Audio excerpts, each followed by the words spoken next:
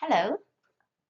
We are moving to lecture 4 from today, and lecture 4 focus on humanistic view and humanistic psychology. Humanistic psychology have a very, very close relationship with the previous one we talked about, Rogers' phenomenological psychology. They are brothers and sisters, very close to each other, and build on the a very similar foundation, theoretical foundation about human being.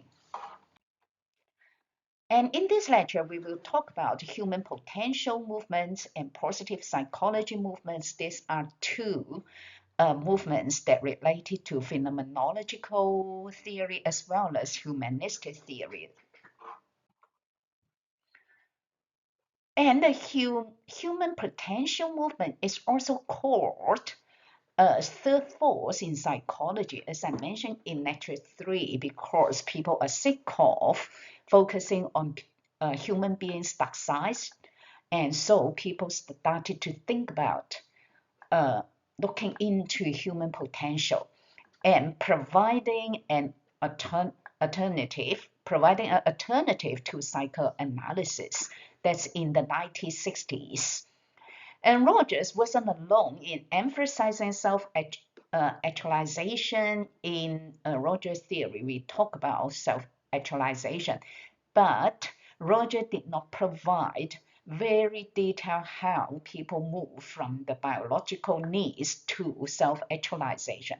He left the task to Maslow. And for Rogers, he studied the potentialities and focusing on the human potentials.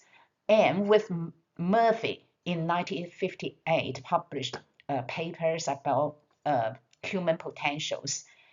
And Freudian theory fails to account for positive of life. And this is from Goldstein in 1939. He published a paper about the positive of life we should look at as well as a psychologist. And fulfilling potential is a basic feature of personality. This is something important for psychologists. If we don't look into the human potentials, fulfilling potentials, then how people can achieve their goals, how people can move forward with achievement and also achieve what they can be. So this is the background of human potential movement. And Abraham Maslow proposed that there is no evil person. Basically, people are born with goodness. People are born with positivity.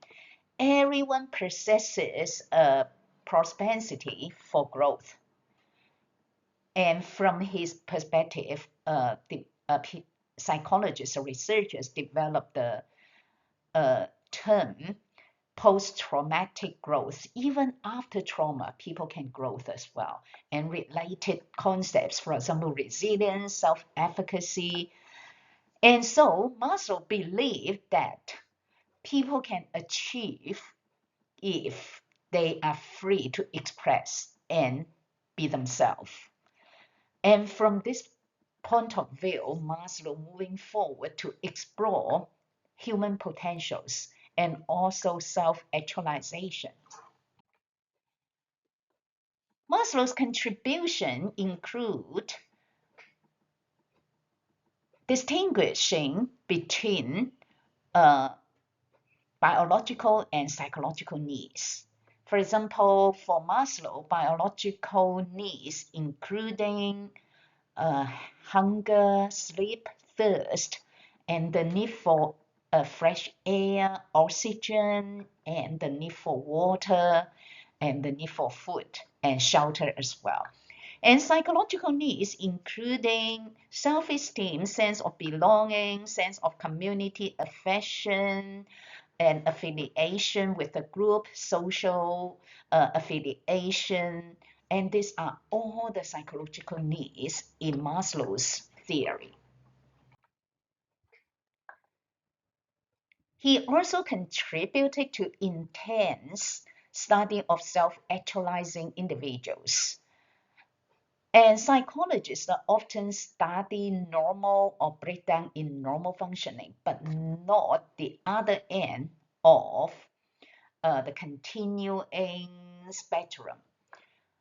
And what Maslow found, he found that self-acceptance and accepting of others, responding to the individuality of others, intimate relationships are very, very important. And this is what he found in among self-actualizing individuals.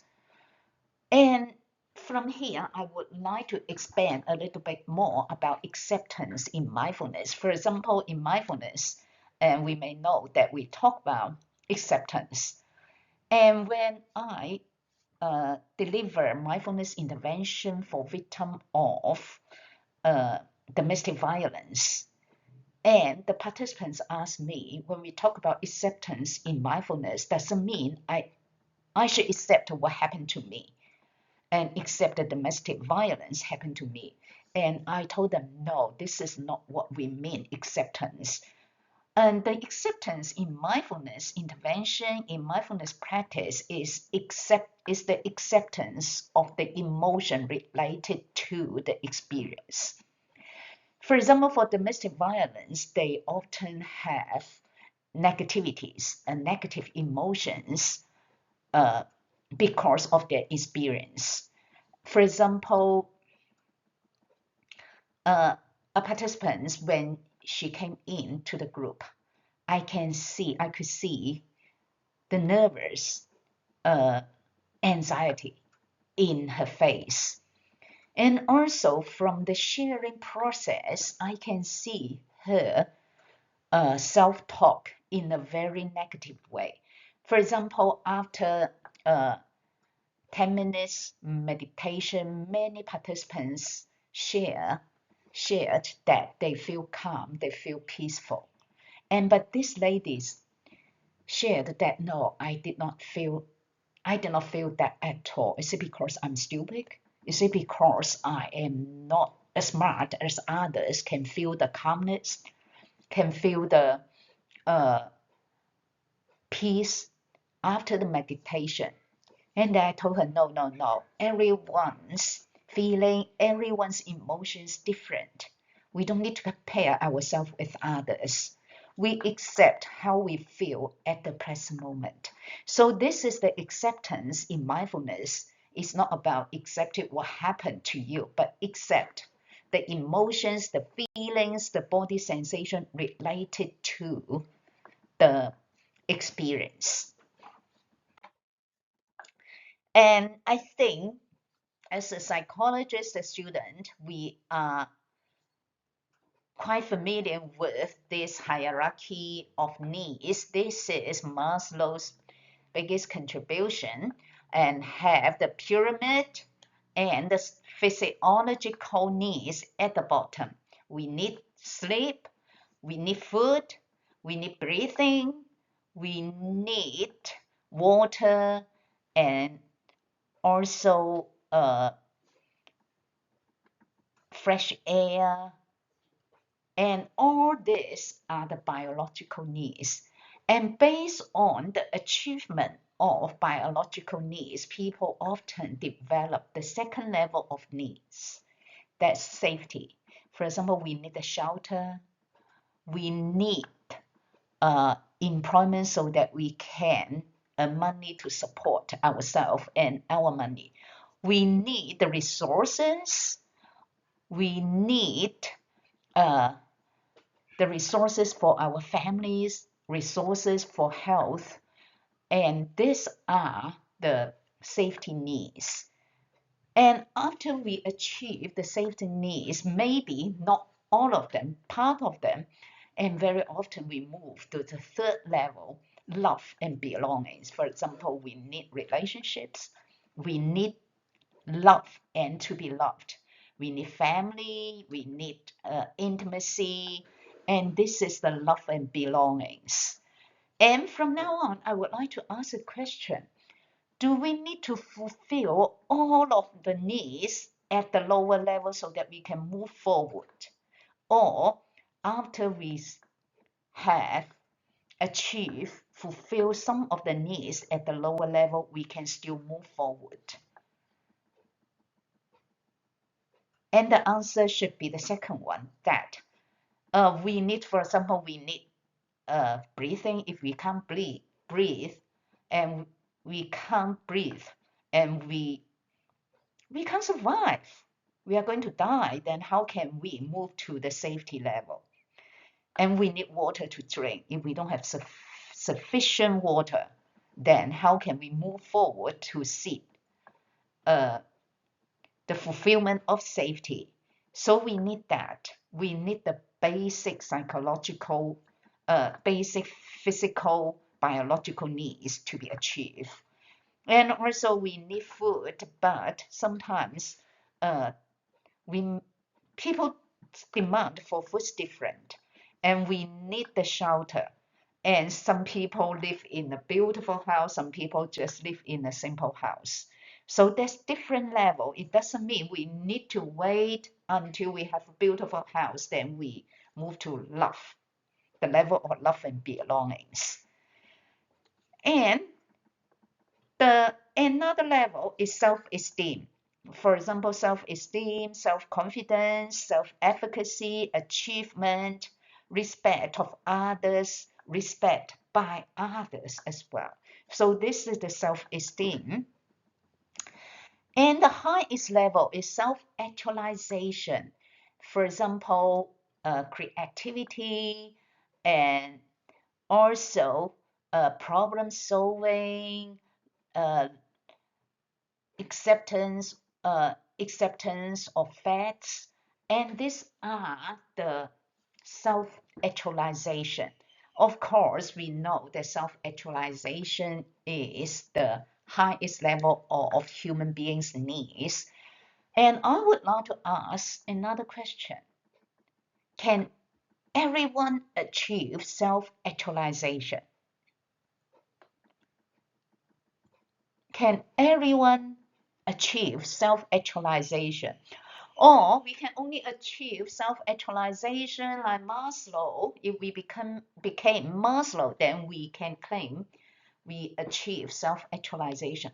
Or I just, for example, I have a beautiful family, and I have a beautiful job. I love my job.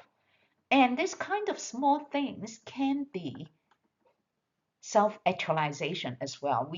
It doesn't mean that we have to become a big figure in the field we are working in, but we can have a small achievement for self-actualization.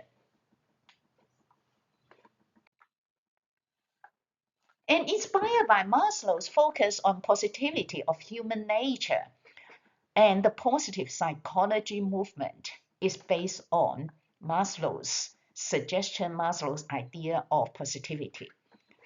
And also core human strengths movement focusing on strengths. And for the positive psychology, adding lots of empirical support, classify the human strengths. And the important figure is Martin Seligman, and he is the founder of positive psychology. There is a journal titled Journal of Positive Psychology.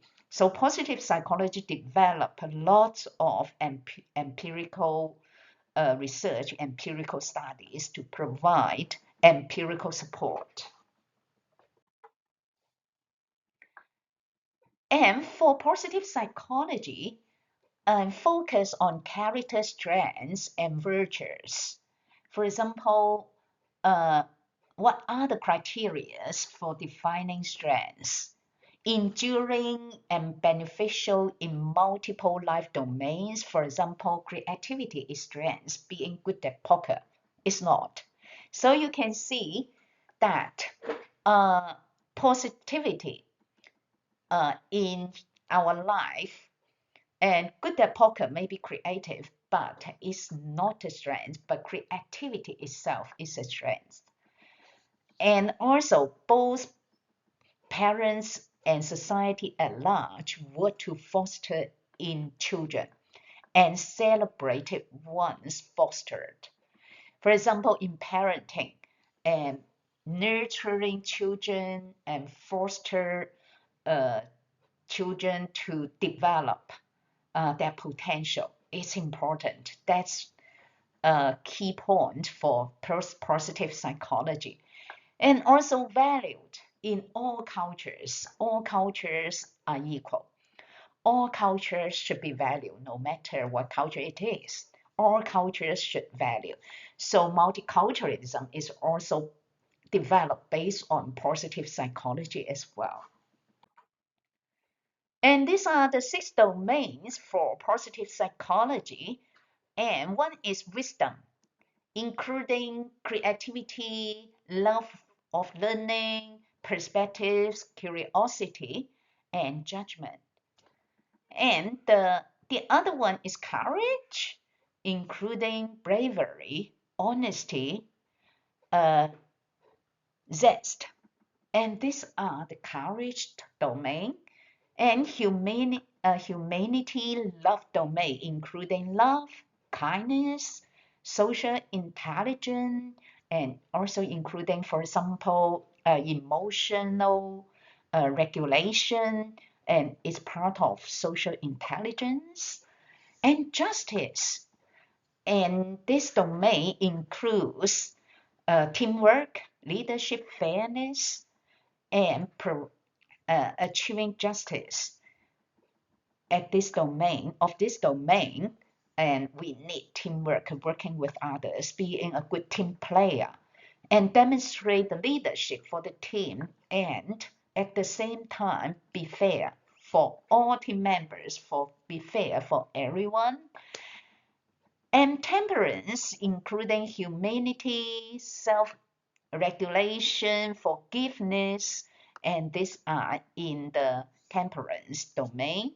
And there is another domain, transcendence, and which includes appreciation of beauty and excellence, gratitude, humor, and hope. And from the description of the 6 domains, we can see all the descriptions are very, very positive. There is no something like uh, narcissism or neuroticism, and but describe the domains in a very positive way. This is the way positive psychology describe human, explain human being, human strengths, and human virtues. Positive emotions, that's important. It's a broadened and built theory which believes that positive emotions affect thoughts and actions. For example, if we believe positivity, and this will affect thoughts and actions as well. Emotion, if it's positive, will bring in positive thoughts and maybe positive actions as well. And also, positive emotions widens the range of ideas and actions because we are in a positive status in terms of emotion, which may support us to explore the wide range of ideas and actions. And there is a study asking participants to give a positive speech. And for participants who experienced positive emotions reported being less stressed, more resilience. This indicates that positive emotion is a good coping mechanism towards stress. For example, when I deliver mindfulness and when kids told me that they are going to have a public speech, then I told them and believe you can do it, you can deliver good speech. And before you get on the stage, close your eyes, take a couple of deep breathing to calm yourself down. And they found with this kind of positive emotions, then giving the speech was less stress, and the outcome was much better. So this the function of the effect of positive emotion on our thoughts and actions and behavior as well. Flow, this is a very interesting concept, and it's developed uh, in under the umbrella of positive, and is conceptualized by the psychologist in on the screen. I don't know how to pronounce the surname, in 1990, and he described uh,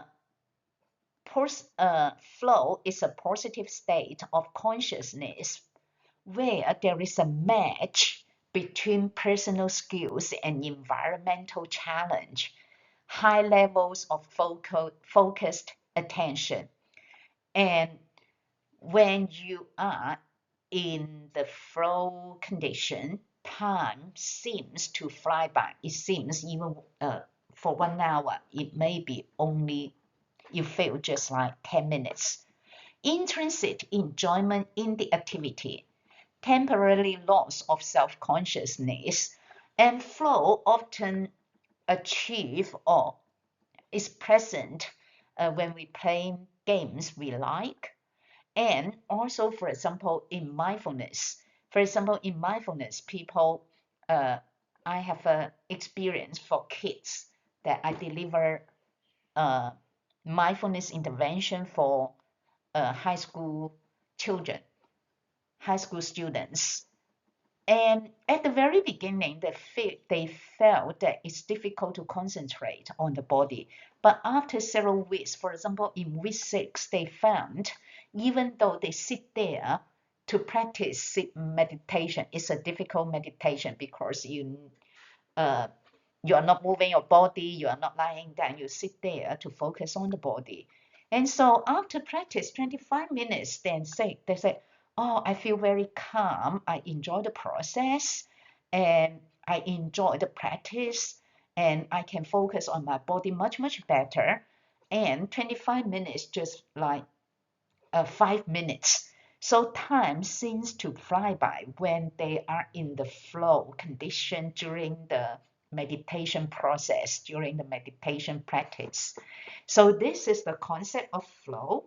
And I have some YouTube video talking about uh, the concept of flow and also philosophy, psychology of flow as well. You can learn more about the concept of flow from the videos I share on the JCU.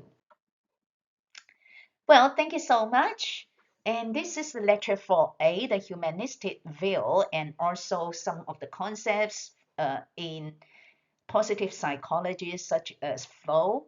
And if you have any question, please feel free to email me wendy.lee@jcu.edu.au. I see you soon in the next lecture. Bye bye.